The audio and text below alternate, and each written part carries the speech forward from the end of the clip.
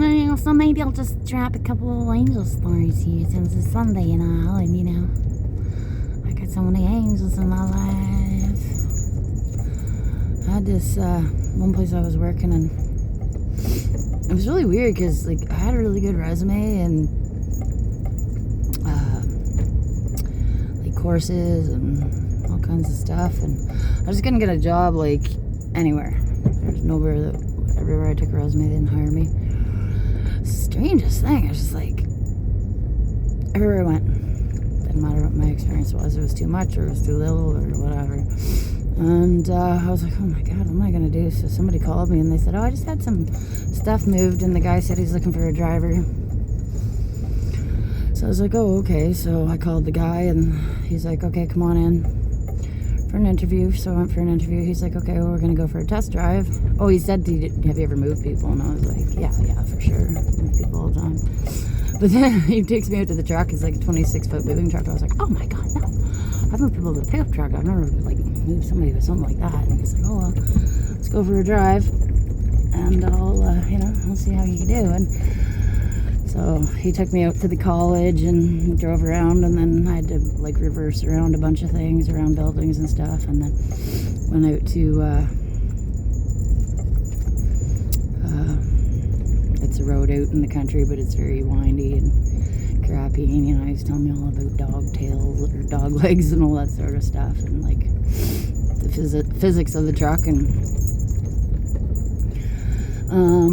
so he's like, you're hired. And so I immediately started doing moves with people, and it was crazy. It was really crazy. I was having a hard time keeping up. I was tons of heavy lifting, obviously, and thinking about how you're gonna move stuff and how you're gonna do stuff, and taking things apart, taking beds apart, putting beds back together, not just beds, lots of stuff. And I was like, oh my god, what have I gotten into?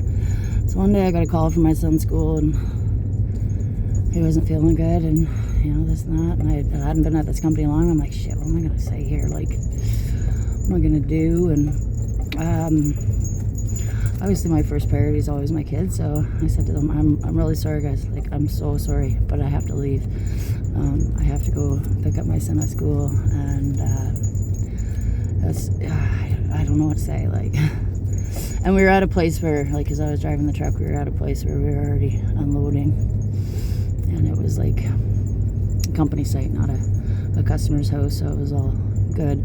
But I was, feeling guilty, oh my god, I'm at a new job, and if I screw this up, nobody else was hiring me, I can't screw this up, sort of thing, And so I was saying to the guys, yeah, I gotta leave, I'm so sorry. And the one dude looks at me, he's like, oh yeah, you should be sorry for being a good mom. And I was like, what? I was like, yeah.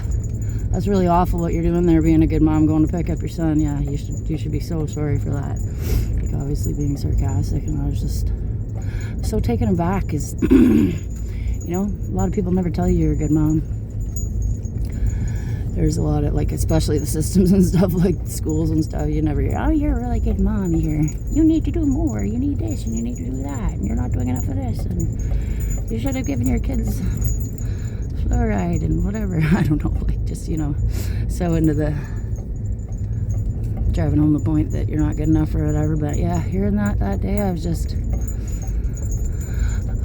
couldn't really believe it. And it's funny because I'd always question myself, and then over time, working with these same people, things would happen, and I would get a call from the school, and I'd be on the phone with them trying to talk to the guidance counselor or whoever, and kids have things going on in high school, and always they'd be like, oh, listen to Mama Bear protecting the cubs, and oh man, you're such a good mom. My mom never would have defended me like that, and blah blah blah. I was like, aw.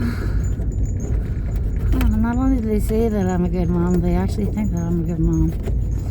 It's really nice.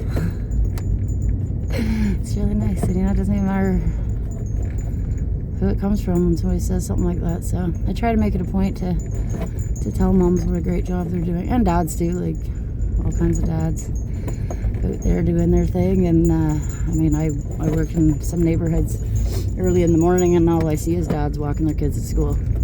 It's like, I don't know, whatever.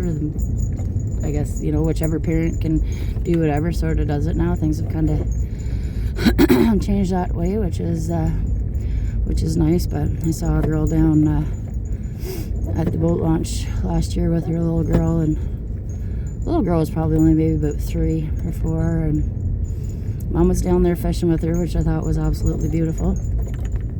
I used to take my boys fishing. Like they had all kinds of people that were taking them fishing. They had it made. But anyway, so this mom was down there with her little girl, and the little girl ends up like leaning off the dock and falls straight into the water. And Mom went in right behind her. Like, you didn't even think for 1 second. Right in the water, pulls the little girl up, and of course the little girl's all upset. And like a kid does when they freaking fall in the water and realize what that's like. But I just went up and I said to Mom, that was like such quick action. You should be really proud of yourself. That was really amazing to see. So I said to the little girl, you might be scared. I said, but you know what? Your mommy just saved you. I said, your mommy went right in there and she saved you when you were having a hard time. She picked you right up and now you're okay. So your mommy's basically a superhero. She's always going to protect you. And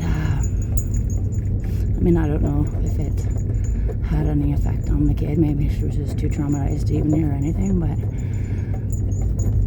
I just wanted the mom to know, you know what? You got it going on, girl. You're out here freaking fishing with your little girl. Nobody out here helping you. You got the fishing rod, you got the worms, doing things that a lot of people don't do with their kids anymore. So just seeing a woman out with her little girl was a really cool thing. I know I'm about equality, but sometimes it's nice to put a shout out on those things. It's nice to see. Sometimes it's really nice to be told you're a good mom and you're doing a good job. And you're always questioning yourself, did I do enough? Did I make them good enough food?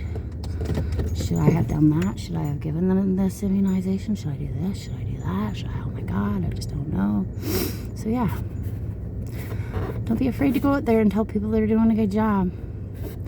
Recognize it when they're rocking it, or even when they're not rocking it. Find something positive to say to them. Maybe throw them a line and get them through whatever they're going through. Yeah.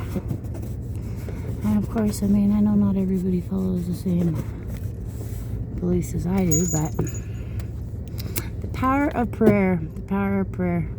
Just believing in God. God has helped me out even times when I was in dark places and I didn't think I believed, but I obviously did still believe. And, He carried me through a lot of things. So if you're out there and you're feeling like you're not a good enough parent and you're not doing enough, talk to God. God will guide you. God will help you with your little ones. And, not just God, Jesus, all the angels out there. There's angels everywhere. I'm sure, like, when that little girl fell in the water and her mom went in behind her, there was about 10 angels right over top of that water. Like, nothing bad's happening here. This woman's coming out and her little girl's coming out,